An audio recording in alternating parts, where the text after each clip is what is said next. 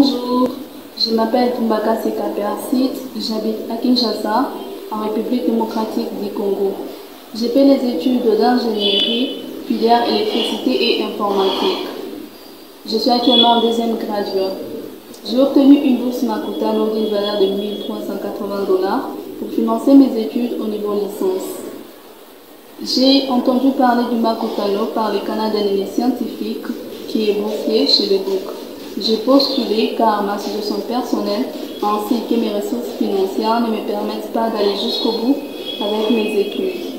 À mon humble avis, je pense que cette bourse mise exclusivement à disposition des femmes va permettre les femmes congolaises d'affronter les domaines des STEM, mais aussi à être des éléments moteurs du développement de la société, plus particulièrement de la République démocratique du Congo. Et aussi, je pense que c'est une belle initiative de la part du Makutano, sachant qu'il existe un écart entre les hommes et les femmes dans le domaine de la science et technologie. Même si cet écart a tendance à se réduire, le Makutano ayant compris cela a mis à disposition des femmes une bourse pour encourager les femmes dans les STEM. Merci. Bonjour, je m'appelle Neema Bora Brigitte Sarcel. Je suis biologiste médicale et enseignante à l'Institut supérieur des techniques médicales de Bukavu. Et mon projet portait sur l'évaluation de la carence martiale chez les donneurs bénévoles de sang dans la ville de Bukavu. C'est un projet que j'avais présenté devant les bailleurs. Après avoir présenté mon projet,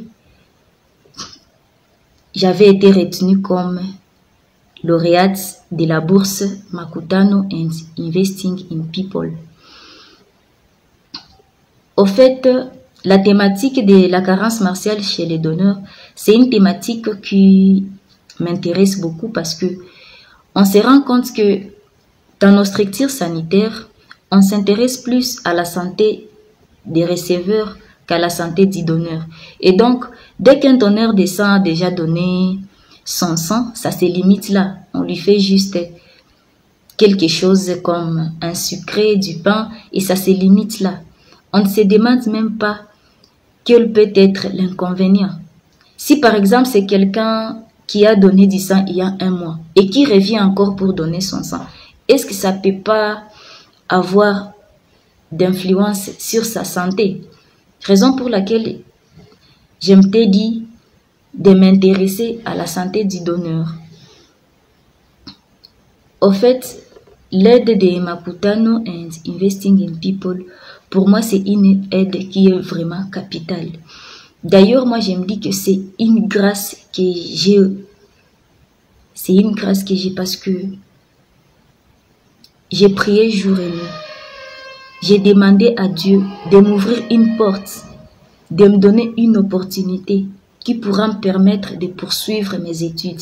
Et voilà que Dieu a envoyé Makutano and Investing in People dans ma vie.